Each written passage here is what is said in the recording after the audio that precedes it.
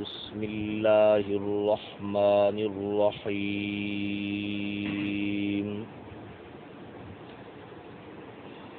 لا يغرنك تقلب الذين كفروا في البلاد متاع قلیل ثم مأواهم جہنم وبئس المہاد۔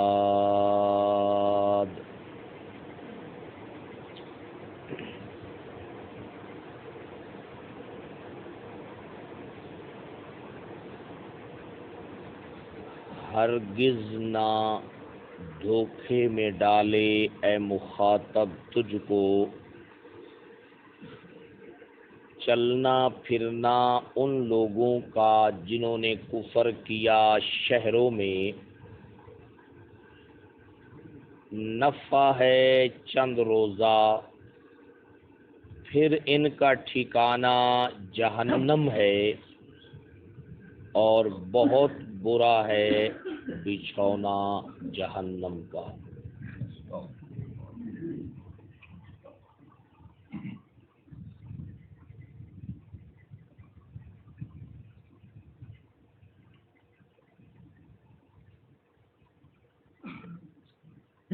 کل کے درس میں آپ حضرات جس طرح اس بات کا تذکرہ سن چکے ہیں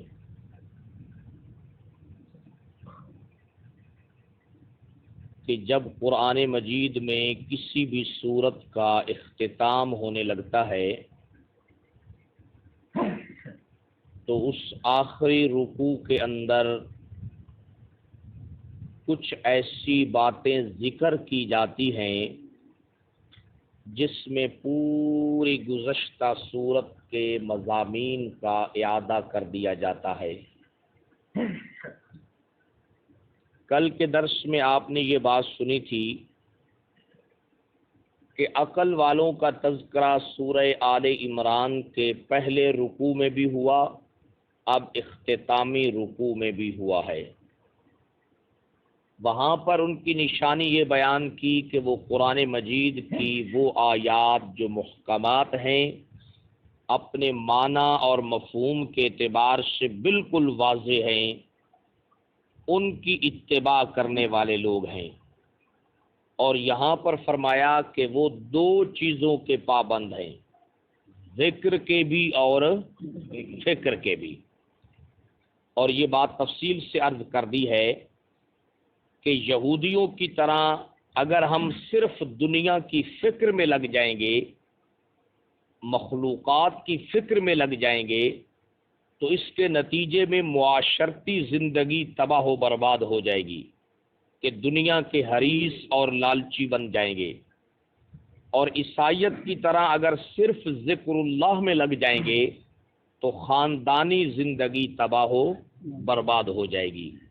عقل کا تقاضا یہ ہے کہ ہم ذکر بھی کریں اور فکر بھی کریں، دونوں چیزوں کو ساتھ لے کر چلیں۔ اب اس آیت مبارکہ میں پروردگار کافروں کے بارے میں ایک بات ذکر کر رہے ہیں۔ ترجمہ پھر سنیے تاکہ شروع سورت اور آخر سورت جو ہے وہ سمجھ میں آ جائے۔ ترجمہ یہ ہے، پروردگار فرما رہے ہیں، بظاہر خطاب اللہ اپنے حبیب مکرم سے فرما رہے ہیں، بظاہر خطاب آپ سے ہے۔ اللہ فرماتے ہیں لا یغرنک، اے مخاطب ہرگز نہ دھوکے میں ڈال دے آپ کو، یعنی مغالطے میں نہ ڈال دے۔ کون سی چیز مغالطے میں نہ ڈال دے، دھوکے میں نہ ڈال دے؟ تقلب الذین کفروا فی البلاد، مختلف شہروں میں کافروں کا چلنا پھرنا۔ کافروں کا کیا ہے؟ چلنا اور پھرنا، تجارت کی غرض سے چلنا اور پھرنا، سیر و سیاحت کی غرض سے چلنا اور پھرنا۔ فرمایا یہ جو وہ آزادی کے ساتھ جس ملک میں چاہتے ہیں، جس شہر میں چاہتے ہیں، آزادی کے ساتھ تجارت کے لیے جاتے بھی ہیں، آتے بھی ہیں اور سیر و سیاحت بھی کر رہے ہیں، یہ چیز تمہیں کسی مغالطے کے اندر نہ ڈال دے۔ کون سا مغالطہ؟ کہ معاذ اللہ اسلام سچ نہیں ہے اور کفر سچ ہے، کہ اسلام کی اتنی نافرمانیاں یہ لوگ کر رہے ہیں، مگر اس کے باوجود کسی بھی شہر میں ان کے آنے جانے پر کوئی رکاوٹ اور پابندی نہیں ہے۔ جناب والا، آپ اس آیت کا پس منظر اس وقت کے حالات سے دیکھیں کہ جب حضرات صحابہ کرام کے لیے اس کائنات میں جو سب سے بڑا عظیم اور مبارک شہر تھا اور جس شہر میں اللہ کی عبادت کا مرکز تھا، صحابہ کرام کو اس شہر میں بھی داخلے کی اجازت نہیں تھی۔ مکہ شہر میں بھی ان کے داخلے پر کیا تھی؟ پابندی تھی۔ شہر کا داخلہ تو کجا، حتیٰ کہ حرم شریف میں عبادت کے طور پر بھی داخل ہونے کی اجازت نہیں تھی۔ غزوہ تبوک، غزوہ جو احد ہے، اس موقع کے اوپر حتیٰ کہ ان کے 3 سالوں بعد جب حدیبیہ کے مقام پر پہنچ گئے عمرے کے لیے، پھر بھی مکہ شہر میں ان کو داخل ہونے کی اجازت نہیں ملی۔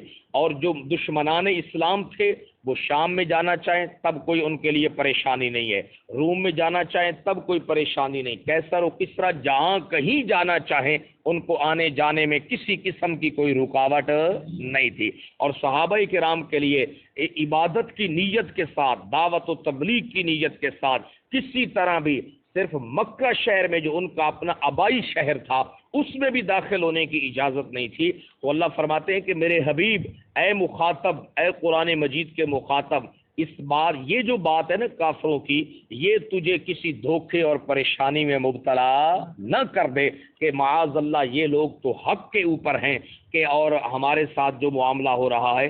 تو اللہ فرماتے ہیں متاع قلیل، کافروں کا یہ جو آزادی کے ساتھ چلنا پھرنا آنا جانا، تجارت ہے، سیر و سیاحت ہے، متاع قلیل، یہ صرف بہت تھوڑا سا نفع ہے، بہت تھوڑا سا یہ کیا ہے؟ نفع ہے بس۔ ثم مأواہم جہنم، ان کے انجام کو دیکھو کہ ان کا اختتام کس جگہ پر ہو رہا ہے؟ جہنم کے اندر ہو رہا ہے۔ وبئس المہاد، اور جناب والا جہنم بہت برا بچھونا ہے، جہنم بہت برا ٹھکانہ ہے، جہنم بہت برا بستر ہے، اس کے علاوہ کوئی اور برا بستر نہیں ہے۔ حضرات مفسرین فرما رہے ہیں کہ جو آدمی آج کے دور میں بھی کافروں کی دنیاوی ترقی سے، کافروں کی دنیاوی خوشحالی سے مرعوب ہو اور ان کی وجہ سے وہ اسلام اور مسلمانوں کے بارے میں تذبذب کا شکار ہو، اسے چاہیے قرآن مجید کی ان آیات کو بار بار پڑھے، قرآن مجید کی ان آیات کا وہ کیا کرے؟ بار بار مطالعہ کرے، قرآن مجید کی ان آیات کی بار بار تلاوت کرے، بار بار اس کا مفہوم پڑھے، بار بار اس کے اوپر غور کرے کہ کافر کس طرح آزادی کے ساتھ جہاں چاہتے ہیں آ رہے ہیں، جا رہے ہیں، جو کرنا چاہیں دنیا میں کر سکتے ہیں، مسلمانوں کے لیے ہر قسم کی پابندیاں لگی ہوئی ہیں۔ اللہ فرماتے ہیں اس آیت کو ان کو چاہیے کہ بار بار پڑھیں، اس آیت کو پڑھیں، اس کے اوپر غور و فکر کریں، انشاءاللہ جو دنیا کی ان کی عیش و عشرت ہے اور ٹھاٹھ باٹ ہے اس کی حقیقت ان پر کھل جائے گی اور ان کے دل سے ان کی عظمت کیا ہے؟ ختم ہو جائے گی، کیونکہ اللہ فرما رہے ہیں ثم مأواہم جہنم، ان کا ٹھکانہ کیا ہے بھائی؟ جہنم ہے۔ سمجھ آئے گی جناب والا؟ تو آخر صورت کے اندر بھی اللہ رب العزت نے کفار کا تذکرہ کیا ہے، کفار کی چودراہٹ کا، کفار کی ٹھاٹھ باٹ کا تذکرہ کیا ہے اور فرمایا گھبرانا نہیں ہے۔ ایک تو یہ ہے متاع قلیل، یہ صرف تھوڑا سا کیا ہے؟ دنیا کا نفع ہے، چند روزہ بہار ہے۔ ثم مأواہم جہنم، پھر ان کا ٹھکانہ کیا ہے؟ جہنم ہے۔ اب سورت کے شروع میں آ جائیے۔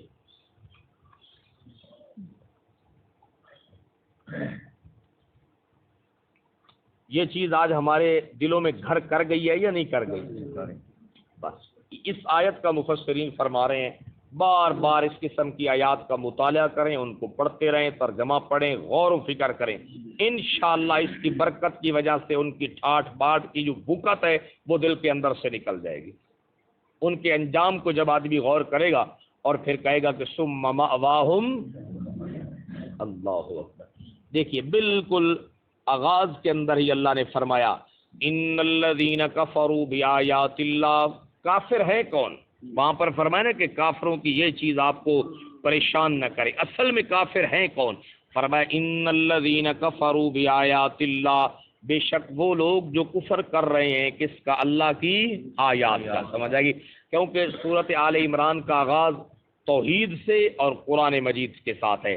توحید ہے اللہ لا الہ الا ہو الحی القیوم، آگے نزل علیک الکتاب بالحق مصدقا لما بین یدیہ وانزل التوراۃ والانجیل، اور آگے فرمایا ان الذین کفروا بآیات اللہ، بے شک وہ لوگ جو انکار کر رہے ہیں اللہ کی آیات کا، لہم عذاب شدید، ان کے لیے سخت ترین کیا ہے؟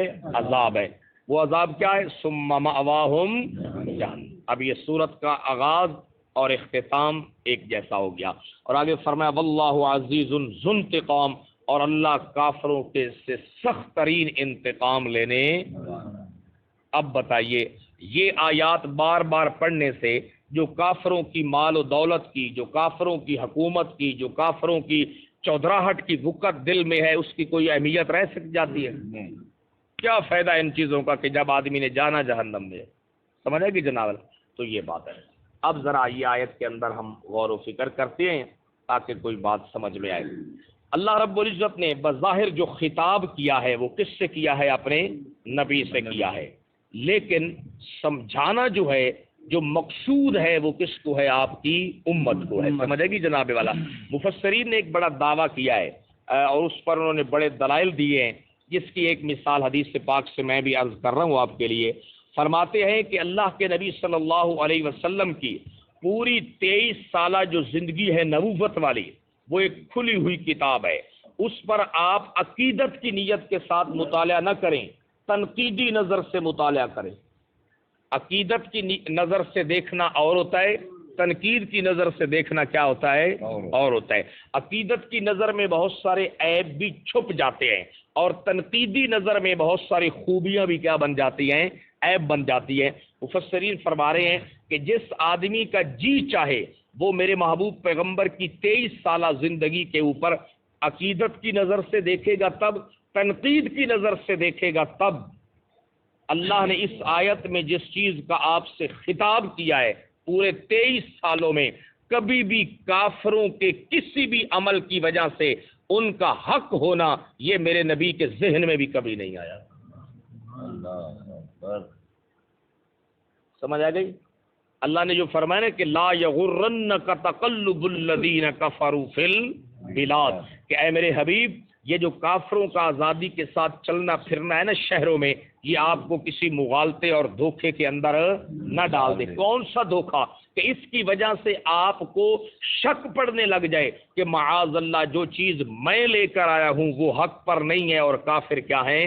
حق پر ہیں۔ فرماتے ہیں پورے 23 سالوں میں کبھی بھی آپ کے ذہن میں کبھی بھی یہ بات پیدا ہی نہیں ہوئی، کافروں کی چودراہٹ دیکھ کر، کافروں کی شان و شوکت دیکھ کر، کافروں کا روب اور دبدبہ دیکھ کر کبھی بھی آپ مرعوب بھی نہیں ہوئے، آپ کے دل میں یہ بات پیدا ہی نہیں ہوئی جناب والا کہ معاذ اللہ جو چیز میں لے کر آیا ہوں وہ حق پر نہیں ہے۔ سمجھ آئے گی؟ تو یہ جو شکوک و شبہات پیدا ہو سکتے ہیں یہ کن کے دلوں میں؟ ایمان والوں کے دلوں میں۔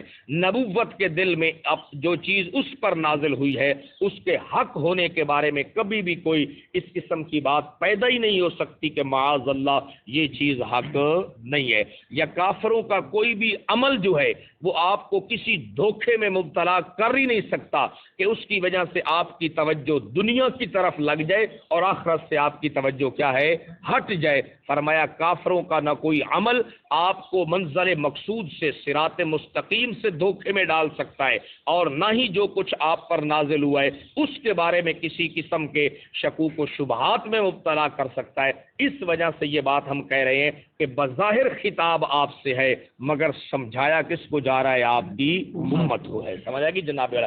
کیوں؟ اس لیے اب ذرا اس رکوع کے اندر دیکھیے کہ پیچھے جن لوگوں کو اللہ رب العزت نے عقل والا قرار دیا ہے، جن کے عقائد کی تعریف کی ہے، جن کی دعاؤں کو قبول کیا ہے، جن کے لیے جنت کا وعدہ کیا ہے، اس سب کے باوجود وہ فقیرانہ زندگی بسر کر رہے تھے۔ اس سب کے باوجود وہ کیا ہے؟ فقیرانہ، یعنی عقل والے فقیرانہ زندگی بسر کر رہے تھے اور بے وقوف بادشاہت والی، کیونکہ کافر کیا ہے؟ عقل مند ہیں یا بے وقوف ہے؟ بھائی بے وقوف ہیں جناب والا۔ تو اب یہ بات ذہن میں پیدا ہوتی ہے کہ دیکھو اللہ رب العزت نے ہمیں عقل مند قرار دیا، اللہ رب العزت نے ہماری تعریف کی ہے، ہمارے لیے جنت کا وعدہ کیا ہے، اور ہم غربت کی زندگی بسر کر رہے ہیں، اور بے وقوفوں کو دیکھو کہ وہ بادشاہوں والی زندگی بسر کر رہے ہیں، ہمارے لیے کہ ہر شہر کے داخلے بند ہیں، ہمارے لیے ہر طرف آنے جانے کی پابندیاں ہیں، اور وہ آزادی کے ساتھ چل پھر رہے ہیں۔ اللہ نے فرمایا اس چیز کو نہ دیکھو، اس کو دیکھو کہ ثم مأواہم جہنم، بے شک تم فقیر ہو مگر تمہارا اختتام کیا ہے کہ لأدخلنہم جنات تجری من تحتها الانہار، تمہارا اختتام جنت ہے اور ان کی انتہا کیا ہے؟ جہنم ہے۔ سمجھے گی؟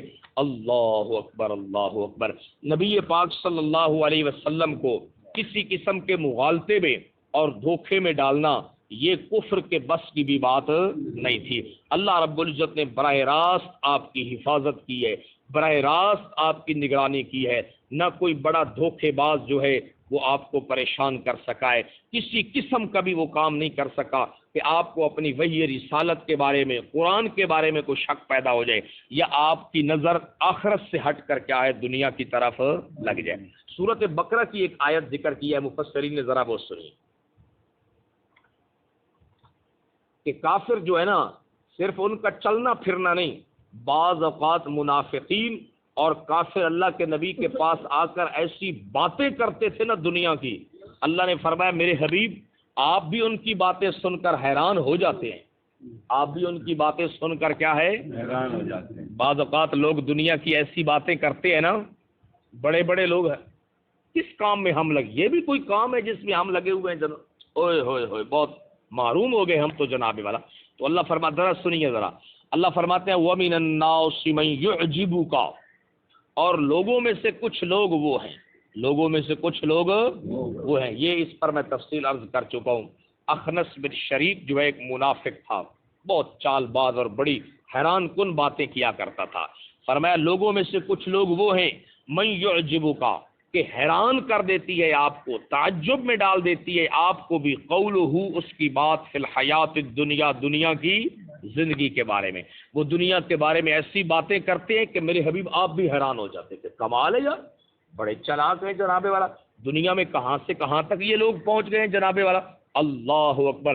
اللہ فرماتے ہیں آپ اس کی زبان سے تعجب کرتے ہیں، وَيُشْهِدُ اللَّهَ عَلَى مَا فِي قَلْبِهِ، اور تیرا اللہ گواہی دیتا ہے اس حقیقت پر جو اس کے دل میں ہے، جو کیا ہے اس کے دل میں ہے، وَهُوَ أَلَدُّ الْخِصَامِ، اور دل میں اس کی حقیقت کیا ہے کہ وہ سخت قسم کا جھگڑالو ہے، سخت قسم کا وہ کیا ہے؟ آگے دیکھیے ذرا، اللہ فرماتے ہیں کہ اس قسم کے جو لوگ ہوتے ہیں نا شاطر، اذا تولا، جب ان کو زمین پر اقتدار ملتا ہے، جب ان کو زمین کے اوپر متولی بنتے ہیں، کسی چیز کے ذمہ دار بنتے ہیں، تو کیا کرتے ہیں؟ سعی فی الارض، وہ زمین میں کوشش کرتے ہیں، لیفسد فیہا، تاکہ زمین میں فساد کریں، زمین میں کیا کریں؟ ان کی باتیں بڑی اچھی ہوتی ہیں، بڑی خوبصورت ہوتی ہیں جناب والا، مختلف حوالوں کے ساتھ اور مختلف جناب والا ترتیب کے ساتھ، کہ آپ یہ دیکھیں کہ اللہ فرماتے ہیں کہ میرے حبیب آپ بھی ان کی باتوں سے کیا کرنے لگتے ہیں؟ تعجب کرنے لگتے ہیں، حیران ہو جاتے ہیں جناب والا۔ لیکن جب ان کو کسی چیز کا متولی بنا دیا جائے تو اس کا نتیجہ کیا نکلتا ہے؟ وہ اسی دنیا جس کے بارے میں حیران کن باتیں کرتے ہیں اسی دنیا میں فساد ڈال دیتے ہیں۔ اور آگے بڑے عجیب الفاظ ہیں، اگر آپ کو پیچھے یاد ہو جو یہاں پر بات کی تھی، وَيُهْلِكَ الْحَرْثَ وَالنَّسْلَ، اور وہ لوگ جب کسی چیز کے زمین میں متولی اور ذمہ دار بنتے ہیں تو وہ حرث کو اور نسل کو تباہ کر دیتے ہیں، حرث کو اور کھیتی اور نسل جناب والا۔ کھیتی کون سی ہوتی ہے جناب والا؟ نوجوان نسل، نوجوان جو ہماری جناب والا ایک ینگ جنریشن ہے، یہ کھیتی ہے جناب والا، اس کو تباہ کر دیتے ہیں۔ ون نسل، اور جو اسلام میں نسل کا نظام ہے یعنی پاکیزہ حیا کا نظام ہے، اس کو کیا کر دیتے ہیں؟ آج آپ دیکھ لیں امریکہ کو، یورپ کو، پورے جناب غیر مسلم دنیا کو، کہ دنیا کے بارے میں کیسی باتیں کرتے ہیں، ہم یہ کر دیں گے، یہ کر دیں گے، دنیا کو بام عروج پر لے، لیکن حقیقت میں جو ہماری نوجوان نسل ہے اور جو ہماری نسل ہے اس کو جناب والا محفوظ کر رہے ہیں یا تباہ کر رہے ہیں. اور پاکستان اور پاکستانی جو ہمارا معاشرہ ہے اس کے خلاف جو ہمارا میڈیا پراپوگنڈا کر رہا ہے، الامان والحفیظ. یہ نا 14 اگست والے دن لاہور میں ایک واقعہ ہوا ہے. 14 اگست والے دن نا یہ گریٹر اقبال پارک مینار پاکستان ہے، اس میں ایک واقعہ ہوا ہے. وہ ٹک ٹاکر ہے، ایک عائشہ نامی لڑکی جو ہے نا، وہ آئی ہے اور اس نے اپنے فالوورز کو وہاں پر جمع کیا ہے. یہ آپ کس جانتے ہیں؟ چمی لینا، سمجھا کہ جناب والا وہ ایک فلائنگ کیس ہوتی ہے. کیا ایسے کر کے اس نے اپنے جو فالوورز ہیں نا ان کو بلایا ہے. وہ کوئی کافی سارے لوگ نظر آتے ہیں اس میں، وہ ہر اپنے فالوورز کے ساتھ ایسے کر رہی ہے. خود اس نے بلایا ہے ان کو، اور پھر جناب والا انہوں نے کہا کہ ہم آپ کے قریب ہونا چاہتے ہیں. وہ اس کے قریب ہو گئی ہے جناب، وہ لوگ قریب ہو گئے ہیں. کوئی پھر اس کو کہیں سے ہاتھ لگا رہا ہے، کوئی اس کو کہیں سے ہاتھ لگا رہا ہے. اب جو ہے وہ کہہ رہی ہے کہ میرے ساتھ بڑی زیادتی ہو گئی ہے، کیا میں پاکستان کی بیٹی ہی نہیں ہوں کہ میرے ساتھ یہ کام ہو گیا ہے جناب والا. اور میڈیا نے اس کو اٹھا دیا ہے کہ لو جی پاکستان میں بے حیائی عام ہو گئی ہے، پاکستان میں یہ ہو گیا ہے، فلاں ہو گیا ہے. یہ اب آپ خود دیکھیں کہ اس کو کیا حق بنتا ہے کہ وہ مینار پاکستان پہ لڑکوں کو دعوت دے. بھائی جب کسی کو بریانی کے لیے دعوت دی جائے، بریانی پیش کر دی جائے، تو انہوں نے اس کو کھانا ہے یا اس کو پھینکنا ہے؟ اور وہ جو ہمارا ایک اقرار الحسن ہے جناب میڈیا کا نمائندہ، وہ اس نے عجیب 2 باتیں کی ہے. کہتا ہے اللہ کا شکر ہے میری بیٹی ہی نہیں ہے. کتنی افسوس کی بات ہے جناب والا کہ بیٹی جو اللہ کی رحمت ہے اور اس کی نعمت ہے، کہتا ہے شکر ہے میری بیٹی نہیں ہے. پاکستان میں بیٹیاں جو ہے نا ان کی کوئی عزت نہیں ہے. اب ایسی بیٹیوں کی کیا عزت ہوگی؟ خود لڑکوں کو بلایا ہے، سارے اس کے فالوور تھے جناب والا. اور پھر کیا ہے کہ دوسری بات کہتا ہے کہ پاکستان جو ہے نا اس کی وجہ سے ہمارا سر جو ہے وہ دنیا میں شرم سے جھک گیا ہے. حالانکہ اس کو شرم کرنی چاہیے کہ پاکستان کی وجہ سے اس کو دنیا میں عزت ملی ہے. لوگ اس کے پروگرام دیکھتے ہیں، لوگوں نے اس کو چاہا ہے، لوگوں نے اس کو لائک کیا ہے. تو حقیقت کے اندر اور پھر آپ حیران ہوں گے اس نے نا وزیر اعظم صاحب کو فون کیا ہے، بڑی رو رہی ہے، میرے ساتھ یہ ہو گیا، یہ ہو گیا، وہ ہو گیا. اب وزیر اعظم صاحب کا تو ایک ہی سبق ہے ان کا. آپ وہ نا کلپ جو ہے نا میڈیا سے نکال کر دیکھیں، وہ کہہ رہی ہے رو رہی ہے میری عزت ہے. وہ کہتا ہے پتہ نہیں لوگوں کو کیا ہو گیا کہ ہماری حکومت کیوں گرانا چاہتے ہیں.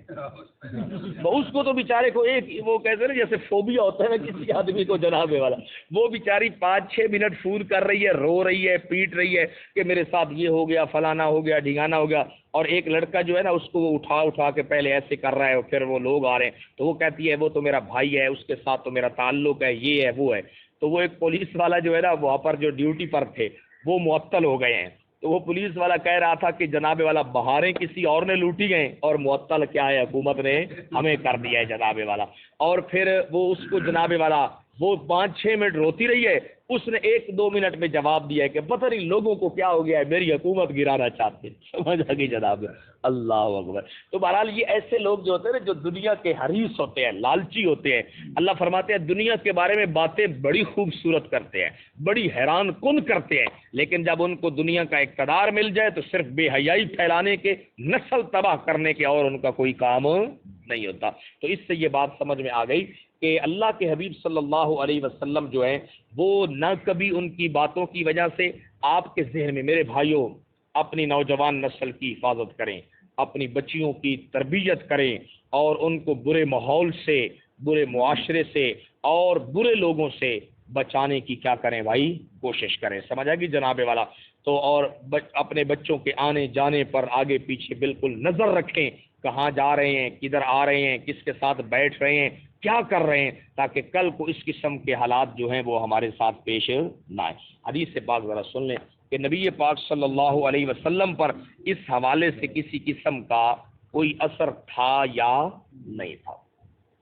مختصراً ذرا صحیح اللہ، یہ ملک کی باتیں بھی جو ہے نا کبھی کبھی ضروری باتیں آپ کو سنانی پڑتی ہیں، حیران کن باتیں جناب. عن عائشہ رضی اللہ تعالی عنہا قالت، حضرت عائشہ رضی اللہ تعالیٰ عنہ سے روایت ہے، قالت وہ کہتے ہیں کان علی رسول اللہ صلی اللہ علیہ وسلم سریر، نبی پاک صلی اللہ علیہ وسلم کی ایک چارپائی تھی، مشبکن پنجابی ترجمہ وہ اڑی ہوئی ہے، یہ بھائی اڑی ہوئی ہے، سمجھ آئے گی. وہ اندر سے بنی ہوئی تھی بالبردیہ. یہ کھجور آپ نے دیکھی ہے نا، کھجور کا درخت، اس کی جڑوں کے اندر نا ایک جالا سا بنا ہوا ہوتا ہے، سمجھ آئے گی. اس کو جو ہے نا وہ وٹ دے کے نا اس کے ساتھ جناب والا رسی بنا کر انہوں نے نا اللہ کے نبی کی چارپائی رو کی ہے بھائی بڑھائے ہوئی، سمجھ آئے گی. علیہ کساء اسود، اس کے اوپر ایک کالے رنگ کی چادر ہم نے بچھا رکھی تھی. قد حشوناہ بالبردیہ، اس کو بھی ہم نے اسی کھجور کی اس چیز کے ساتھ جو ہے نا بھر رکھا تھا، سمجھ آئے گی جناب والا. یعنی اس میں اور کوئی یعنی کہ یوں سمجھ لو جی میں تلائی ہوتی ہے یا گدا بنے ہوئے، سمجھ آئے گی، لیکن وہ بھی اسی کے ساتھ جو ہے نا بھرا ہوا ہے. فدخل ابو بکر و عمر علیہ، ابو بکر اور عمر اللہ کے نبی کے پاس آئے، داخل ہوئے. فاذا النبی صلی اللہ علیہ وسلم نائم علیہ، نبی پاک صلی اللہ علیہ وسلم سو رہے تھے اس کے اوپر. فلما رآہما، جب ان دونوں نے اللہ کے نبی کو دیکھا، جب اللہ کے نبی نے ان دونوں کو دیکھا، استوا جالسا، اللہ کے نبی سیدھے ہو کر کیا ہے بیٹھ گئے. فنظرا، پھر ان دونوں نے دیکھا کہ جب آپ سیدھے ہو کر بیٹھ گئے، اثر السریر فی جنب رسول اللہ صلی اللہ علیہ وسلم، اللہ کے حبیب کا یہ جو اوپر والا حصہ ہے اس کے اوپر جو ہے آپ کے پہلو کے اندر وہ چارپائی کے جو اثرات اور نشانات تھے وہ کیا ہے بھائی کہ آپ جو ہے نا یہ قمیض وغیرہ اتار کر اس قسم کی جو چارپائی ہے اس کے اوپر اگر آپ سو جائیں نا تو اٹھیں گے تو ادھر نشانات کیا ہے بھائی پڑے ہوئے ہیں. یہی وہ بیان کر رہے ہیں کہ نبی پاک صلی اللہ علیہ وسلم کے پہلو کے اوپر نشانات تھے. فقال ابو بکر و عمر، ابو بکر و عمر نے کہا بھی صحیح، وبکیا، اور دونوں کیا ہے رونے لگ گئے. کیا کہا؟ یا رسول اللہ ما یوزیکا خشونت ما نرا من سریرت من سریر کا و فراش کا، اے اللہ کے حبیب جو ہم آپ کی چارپائی کے نشانات دیکھ رہے ہیں، بستر کے نشانات آپ پہ دیکھ رہے ہیں کہ بڑا کھردرا ہے، اس کی وجہ سے آپ کو تکلیف نہیں ہوتی؟ یہ تو آپ کو بڑی تکلیف دیتی ہے. وہذا کسرا و قیصر، اور یہ قیصر و کسرا کو دیکھو، علی فرش الحریر والدیباج، یہ ریشم اور دیباج کے بستروں کے اوپر کیا ہے آرام کر رہے ہیں، اور آپ جو ہیں اتنے ایسی چارپائی پہ سوئے ہوئے ہیں کہ آپ اٹھے ہیں تو اس کے نشانات کیا ہیں لگے ہوئے ہیں. فقالا، اللہ کے نبی نے فرمایا لا تقولا، یہ باتیں نہ کرو، یہ باتیں کافروں کی عیش و عشرت کی باتیں میرے پاس نہ کرو. کیوں؟ فإن فراش کسرا و قیصر فی النار، قیصر و کسرا کے بستر جہنم میں ہوں گے، قیصر و کسرا کے بستر کہاں ہوں گے؟ جہنم میں ہوں گے. وَإِنَّ فِرَاشِي وَسَرِيرِي، اور میرا بستر اور میری چارپائی، هَذَا عَاقِبَتُهُ إِلَى الْجَنَّةِ، اس کا انجام کدھر ہے؟ جنت کی طرف ہے. سمجھ آئے گی نا؟ ان کے بستر جہنم کی طرف ہے اور میرا بستر جو ہے اس کا انجام کس کی طرف ہے؟ جنت کی طرف ہے. سمجھ آئے گی جناب والا؟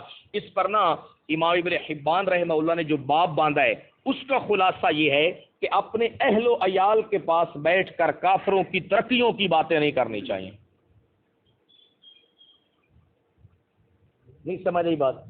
اپنے اہل و عیال کے پاس بیٹھ کر بتذکرھا عاقبۃ الخیر واہلہ، اپنے اہل کے پاس، گھر والوں کے پاس بیٹھ کر کافروں کی جو عیش و عشرت ہے، کافروں کی جو دنیاوی ترقی ہے، زیب و زینت ہے، اس کی تذکرہ نہیں کرنا چاہیے. اس کا نتیجہ کیا ہوگا کہ وہ بھی اس کی طرف کیا ہو جائیں گے؟ پھر مائل ہو جائیں گے. سمجھ آئے گی جناب والا؟ آپ دیکھیں نا سورۃ النور میں اللہ رب العزت نے اس لیے پابندی لگائی کہ وہ عورتیں جو ہر گھر کے اندر آنے جانے والی ہیں، سارے گھروں میں آتی ہیں جاتی ہیں کام کاج کرتی ہیں، وہ ایمان والوں کے باپردہ گھروں میں مت آئیں. وہ تمہارے گھروں کے ماحول کو بھی کیا کر دیں گی؟ وہ آئیں گی عورتوں کے پاس، فلانے گھر گیا سے کیا گل ہے بھائی، اتنے تو فلانی شاید آئی، اتنے تو فلانی شاید، اتنے تو عورتیں ہی رہ رہی ہیں جناب، تو اتنے بیچاری ڈھکی بیٹھی ہے. سمجھ تو پھر وہ تمہارے گھر کو بھی کیا کر دے گی؟ خراب کر دیں گی. تو ظاہر بات ہے کہ جب گھر والوں کے پاس ہوگا فلانے پاس کسی گیا سے اسے ایو جے برتنان ایو جے سوانی آخری نہیں مرسانی لے دیو. سمجھ آئے گی جناب والا؟ اتنے اسی گئے ایو جی سالن آئی اللہ نہیں سانی ہر شے لے دی اسی بھی تو ان کی کرنے ہیں بھائی.